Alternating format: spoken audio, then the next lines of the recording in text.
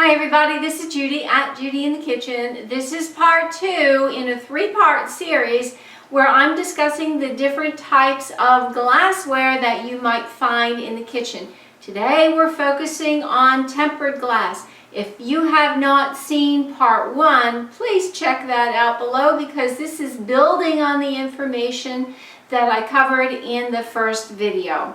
Tempered glass is soda lime glass that I covered in the last video, but tempered glass has been treated in a special way to make it stronger and more durable. And they do this during the manufacturing process where they take soda lime glass and they expose it to extremely high temperatures, followed by a few seconds of a high-pressured cooling technique called quenching.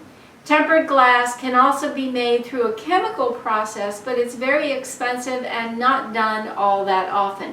So almost all of the tempered glass that you find in the store or maybe in your house was probably made through the quenching process.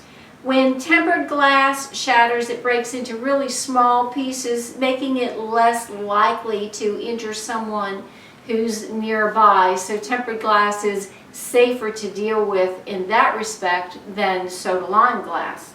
Tempered glass is very, very durable. It does resist smudges. It's really easy to clean up and remove fingerprints. It's a lot harder and stronger than untempered soda lime glass. So remember, it is soda lime glass, but it's been treated through this quenching process.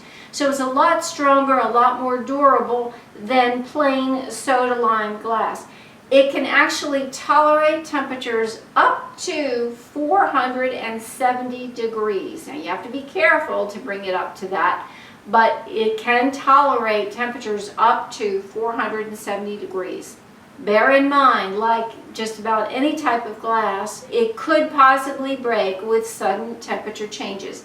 It's not as likely to break with sudden temperature changes as soda lime glass, but it still could potentially, if you take glass bakeware made with tempered glass, it's got food in it, it's been in the oven, 450 degrees, and you take it out and you put it on a marble countertop.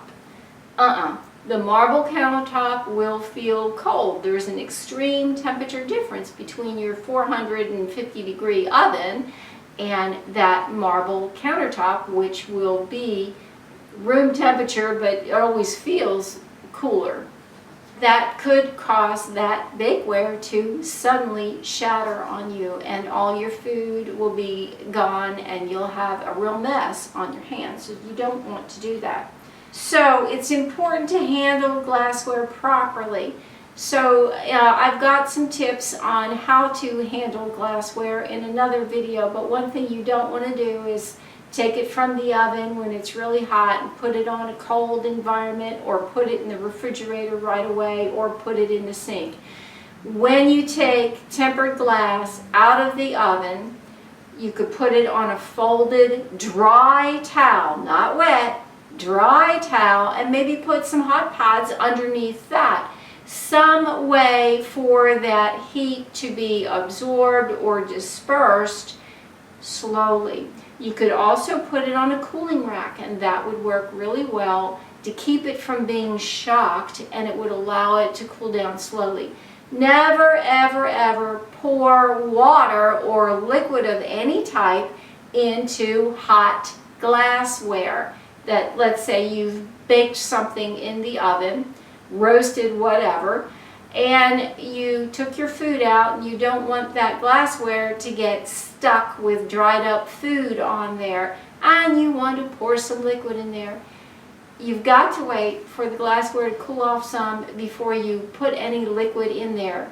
Whether it's hot liquid or not, you still need to allow that glassware to cool down some, because even if you put boiling water in there, that's going to be about 212 degrees Fahrenheit, and if your oven was set at 400 degrees, there's a major difference there. It will not work. You could very likely cause that bakeware to break. Let me know if you have any questions or comments below. This is Judi at Judi in the Kitchen. Bye for now.